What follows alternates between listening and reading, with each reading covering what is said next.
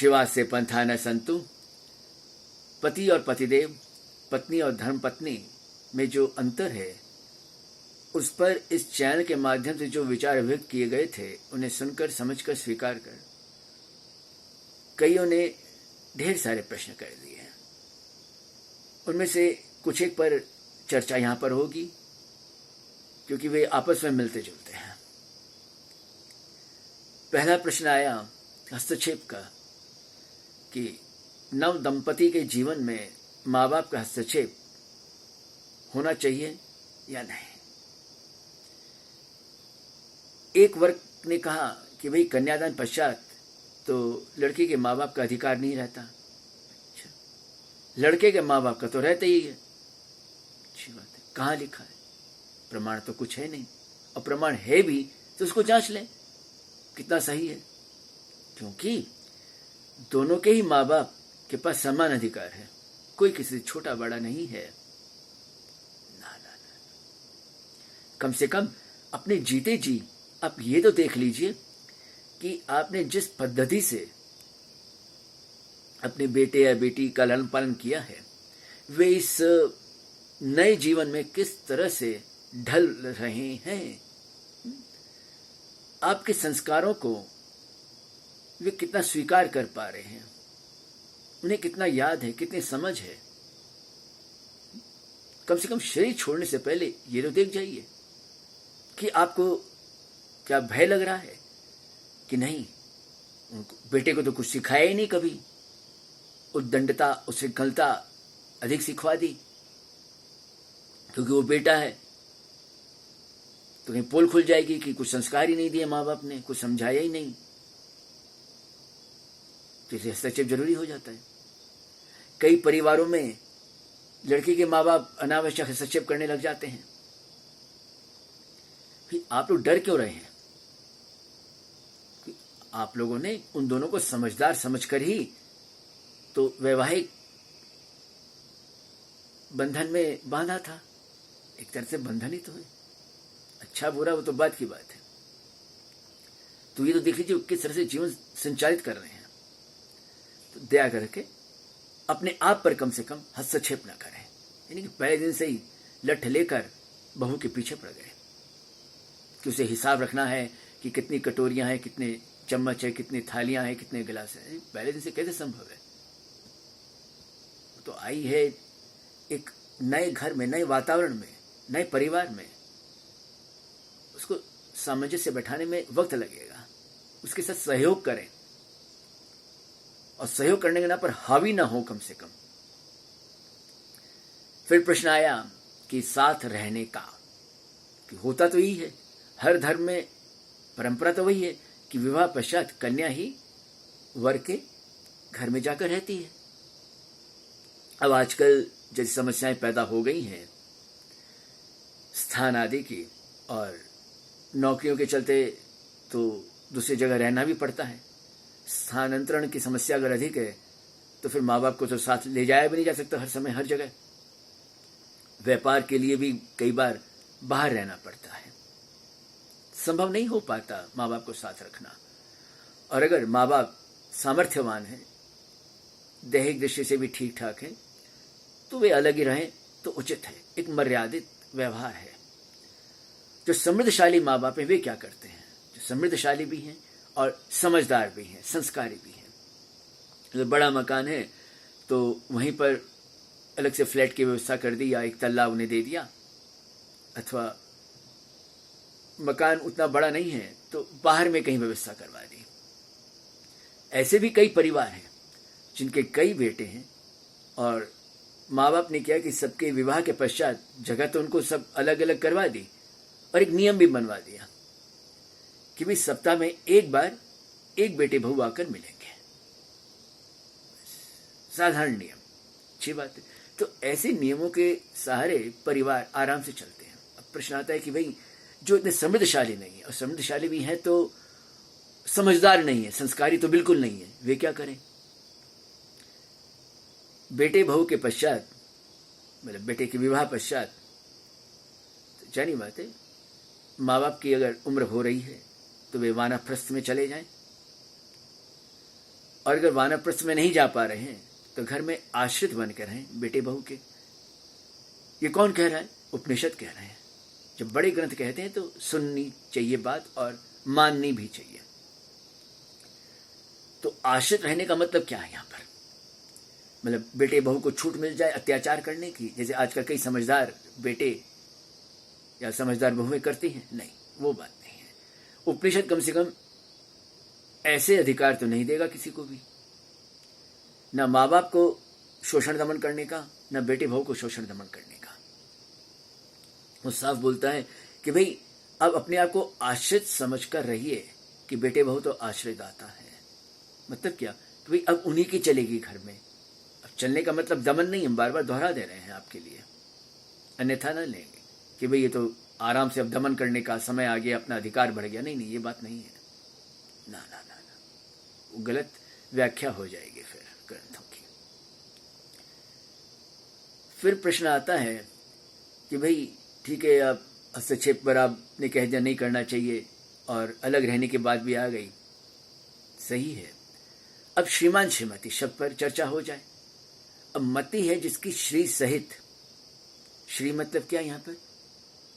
मनोबल है, नित्य अनित्य विवेक करने की क्षमता है, आसक्ति में बहते न रहने की कोशिश है, एक साधनामय जीवन है, तपोमय जीवन है, बुद्धि बल वैचारिकता अच्छी है। वो जानती है कि मन के हारे हार है, मन के जीते जीत, मानसिक बल इतना अच्छा है। तो ऐसी श्री सहित जो है वो श्रीमती, जो घर संचालन में प्रबंधन में कुशल है, समझदार है। और श्रीमान जो सम्मान करना जानता है, मान रखना जानता है अपना और दूसरे का भी। यहां पर मान द्योतक के स्वाभिमान का, अभिमान का नहीं, वो तो गलत है। स्वाभिमान अभिमान पर एक अलग से वीडियो है, जिनको विस्तार की इच्छा है सुनने में वे सुन सकते हैं। यहां पर इतना ही कहना है कि श्रीमान और श्रीमती जब साथ मिलकर रहते हैं तो इन शब्दों का यही अर्थ है। तो क्या ये समझा जाए कि जिसमें मति है उसमें मान नहीं और जिसमें मान है उसमें मति नहीं? नहीं, इतनी अधिक न्यूनता नहीं होती, हल्की फुल्की न्यूनता रहती है कई बार। कि श्री दोनों में साधारण है, दोनों शब्दों में है श्री जुड़ा हुआ, और दोनों में कमोबेश एक ही अर्थ है। मानसिक बल, बुद्धि बल, वैचारिकता, आत्मबल, नित्य अनित्य वस्तु विवेक करने की क्षमता, उद्दंडता, उच्छृंखलता, स्वेच्छाचारिता नहीं, आपसी तालमेल बनाने की क्षमता। तो ये अर्थ क्या अक्षय चैतन्य अपने हिसाब से लगा रहे हैं कि उनको अपना चैलेंज चलाना है? नहीं, ऐसी कोई बात नहीं है, ऐसी कोई रुचि भी नहीं है। तो फिर प्रमाण क्या है? कोई बड़े ग्रंथ या कोई बड़ी ऐसी कोई परंपरा है अपने यहाँ? जी है।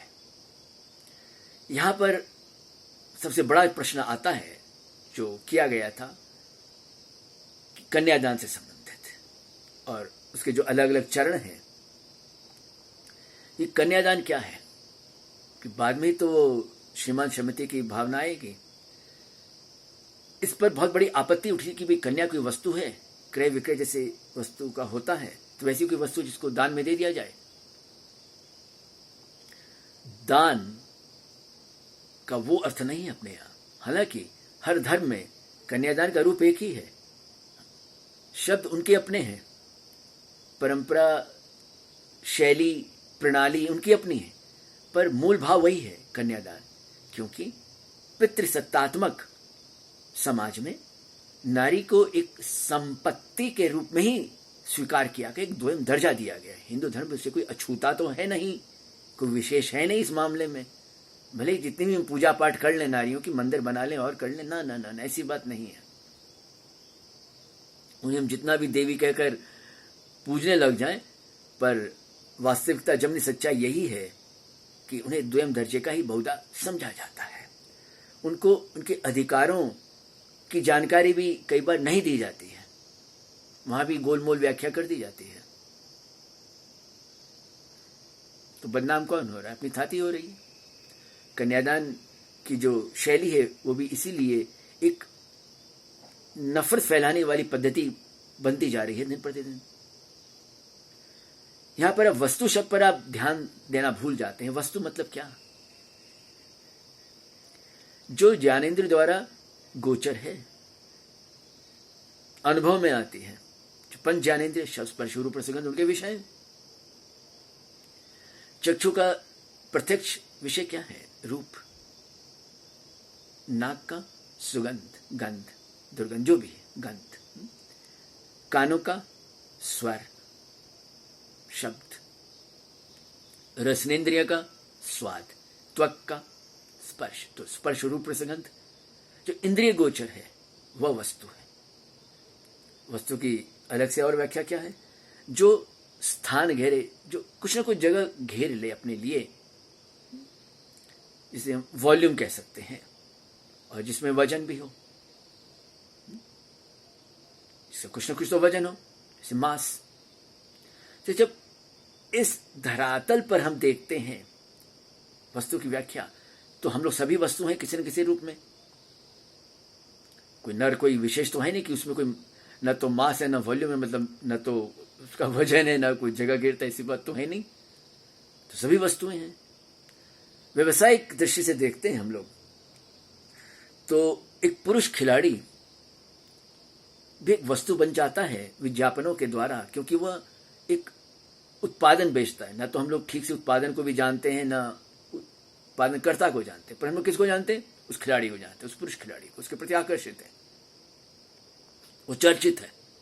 तो वो जो वस्तु बिक्री करने के लिए आता है संचार माध्यमों में, तो उसको लोग खरीदने लग जाते हैं। तो वो भी एक वस्तु के रूप में ही व्यवहरित होने लग गया। अब अन्य दृष्टि से देखें तो जैसे हम लोग व्यवहार करते हैं एक दूसरे के प्रति, चाहे संबंध हो चाहे ना हो, चाहे परिचित हो चाहे अपरिचित हो, चाहे कैसा भी रिश्ता हो या ना हो, कुछ भी व्यवहार में क्या है? प्रयोजन। बस प्रयोजन निमित्त ही हम किसी को अपना समझते हैं। न वारे सर्वस्य कामाय सर्वम प्रेम भवत्यात्म सुकामाय सर्वम प्रेम भवति। चाहे कुछ भी हो, अर्थ, धर्म, देवी देवता, संतान,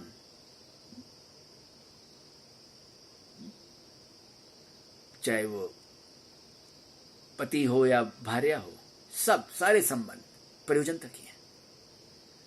बृहदारण्यक उपनिषद में यह संवाद है याज्ञवल्क्य और मैत्रेय के बीच में। जिनको इन पर विस्तार से सुनने की इच्छा है वो वेद उपनिषद की प्लेलिस्ट में देख ले, एक वीडियो है इस पर, सुन ले। तो हर दृष्टि से दिखाई तो वस्तु शब्द के अनुसार जो अर्थ निकलते हैं तो फिर सब पर ही लागू होते हैं, सभी वस्तुएं हैं। तो हिंदू धर्म में ऐसी क्या विशेषता है कन्यादान की प्रथा के साथ में? हाँ, एक विशेषता जुड़ जाती है कि जब मंत्रों की बारी आती है तो एक पंक्ति दोहराई जाती है, सामोहम ऋत्वम। जो पंडित जी हैं वो तो यही आशा करते हैं कि दूल्हा दोहराएगा, दोहराना उसको ही है, नियम यही है। पर आजकल के जो असंस्कारी दूल्हे बैठते हैं, उनका मन कहीं, बुद्धि कहीं, विचार कहीं, खुद कहीं, बस कोई तालमेल तो रहता नहीं है अधिकांश समय।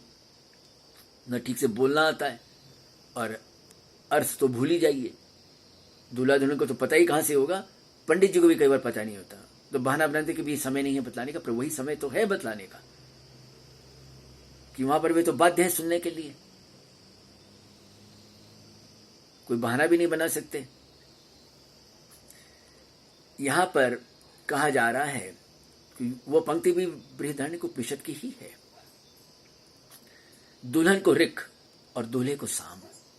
क्यों? जो ऋक मंत्र है उसमें क्या नियम है कि उसका उच्चारण और उसमें वर्णों की संख्या, मात्राओं का क्रम सब सुनिश्चित है, कोई हेरफेर नहीं हो सकता। जबकि सामवेद जो है, साम मंत्र गायन प्रधान है, वहां पर ये अनुशासन इस रूप में नहीं है। तो यहां पर जब दोनों में संबंध स्थापित हो रहा है तो वर के रूप में साम, उच्छृंखल, उद्दंड, उज्जड़, स्वेच्छाचारी ना हो जाए, और दुल्हन रिक यानी अनुशासन के हिसाब से बहुत क्रूर या कट्टर या बहुत निर्मम ना हो जाए, रुक्षता ना आ जाए जीवन में। तो इसलिए उनमें संबंध बना दिया गया। तो जो प्राचीन परंपरा थी उसके अनुसार अगर हम देखते हैं, जो सुसंस्कृत परिवार हुआ करते थे आज भी कहीं कहीं दिखाई दे जाते हैं, तो एक तरह से दुर्लभ ही है, पर पहले बहुत थे, कम से कम उपनिषद के समय, कि वे अपनी कन्या को उस रूप से तैयार करते थे कि वह घर संचालन के रूप में, प्रबंधन के रूप में, अनुशासन के रूप में एकदम तैयार रहती थी, सुदृढ़ रहती थी, संभालने के रूप में वो तैयार थी। इस दृष्टि से उसका लालन पालन और प्रशिक्षण आदि होते थे। तो जानी बात है, वो तो फिर योग्य हो ही गई, और जब से योग्य वर के हाथ में दिया जाता था तो वहां पर यह पंक्ति सिद्ध होती थी आराम से।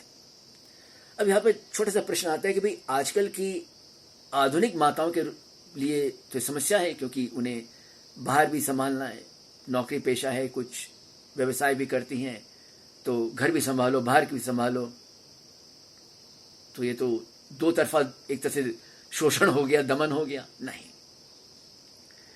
होना यहां पर यह है, मंत्र के अनुसार हम देखें कि पति पत्नी आपस में तालमेल बिठाकर घर का कामकाज करें, प्रबंधन करें, कोई एक दूसरे पर हावी ना हो,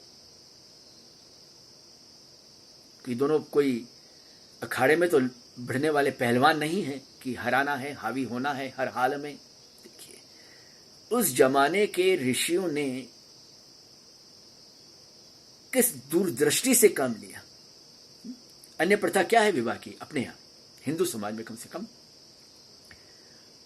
ध्रुव तारे का दर्शन करवाने की परंपरा है, अरुंधति तारे के दर्शन कराने की परंपरा है। क्यों है? ध्रुव तारा किस बात का द्योतक है? कि जैसे ध्रुव जी की साधना थी अटल, दृढ़ निश्चय, आसक्तियां बहा के नहीं ले जा पाई, प्रभावित नहीं कर पाई, आतंक भय डिगा नहीं पाया पथ से, ये दृढ़ता रही। दूसरी ओर अरुंधति तारा अन्य तारों के साथ में आराम से रहता है, तारों का समूह आराम से विचरण करता है, कोई एक दूसरे पर हावी नहीं होता, दबाने की चेष्टा नहीं है। एक लक्ष्यार्थ है। तो ये सब बातें समझाई जानी चाहिए कम से कम विवाह होने के पश्चात, पर नहीं समझाई जाती है। उटपटांग कुछ कपोल कल्पित कथाएं सुना दी जाती हैं और बस किस्सा खत्म, जाओ भाई अपने अपने घर जाओ। यहां पर हुआ एक काम, कुछ सुनियोजित षड्यंत्र के चलते एक काम और हुआ कि जब मंत्रों की बारी आती है और जब ये मंत्र बोल दिया जाता है तो अंत की तरफ एक पंक्ति जानबूझकर जोड़ दी गई। इसको नाना रूप में कहा जाता है कि भाई जो दूल्हा कहेगा, जो पति चाहेगा वही पत्नी करेगी, आज्ञा अनुसार ही कार्य सारे करेगी, माने सारे अधिकारों में पानी फेर गया। सामोहम रिक्त्वम की छुट्टी हो गई। जहां पर ये पंक्ति नहीं भी कही जाती, चूंकि अर्थ तो मालूम है नहीं, उन्हें सिखाया पढ़ाया गया है, वहां पर समस्या अधिक पैदा हो जाती है। वो तो फिर जानी बात, एक अवहेलित पात्र के रूप में घर में रह जाती है। जिस तरह से उसे चित्रित किया गया, एक भोग्या के रूप में, बस एक अवहेलित द्वयम दर्जे, तो ये क्या उचित है? ये क्या सात्विक व्यवहार है? किसी भी रकम से नहीं। जो अपने आप को सनातन धर्म का ठेकेदार मानते हैं, बात बात पर बस बड़े बड़े प्रवचन, बड़ी बड़ी किताबें लिखने और ये करना वो करना कर लग जाते, पर इन सब विषयों पर चारों तरफ एक मौन छा जाता है। वे क्यों नहीं बोल पाते? क्यों नहीं समझा पाते? क्यों नहीं अपने बच्चों को उस रकम से तैयार कर पाते? वहां पर पूरी रिक्तता सामने आ जाती है। कोई समझाने को तैयार ही नहीं है, कोई समझने को तैयार ही नहीं है। शब्दों का प्रयोग सोच समझ कर करें। कन्यादान कोई अनुचित परंपरा या कन्या के अपमान की परंपरा नहीं है। इसको कोई अगर मान सम्मान की परंपरा भी मानता है तो कम से कम उसको व्याख्या ठीक से करनी चाहिए। होता यह है कि कुछ धर्म शास्त्रों को हम उठा लेते हैं और जोड़ तोड़ करके इस परंपरा का एकदम गुणगान करने लग जाते हैं बिना सोचे समझे, और बड़े ग्रंथों की अवहेलना हो जाती है। वहां पर संगति लग नहीं पाती, तबला कहीं पेटी कहीं। वैसा कार्य न करें, क्योंकि वस्तु तो देखा जाए तो हम लोग सभी हैं, और वस्तु का एक ही अर्थ नहीं होता है। आप लोग से जो भी पढ़े लिखे हैं, शिक्षित हैं, वे भी ये बात जानते हैं कि ये चैनल कोई अपने मन से व्याख्या नहीं कर रहा है वस्तु की। और फिर बाद में तो भाई आपकी इच्छा, यथे इच्छिसी तथा कुरु, जैसे आपको अच्छा लगे वो तो आप कर ही रहे हैं। पर कम से कम इस चैनल का इतना दायित्व बनता है कि जो भी भगवत कृपा से शिक्षा हुई है, कम से कम वो समाज के साथ में साझा करें। अपने यहाँ तो भगवान और ईश्वर का मतलब भी नहीं पता, तो बाद बाकी बातों का मतलब तो फिर कैसे आसानी से पता चलेगा। कम से कम ये चैनल इसी कोशिश में लगा है, बस और क्या। ओम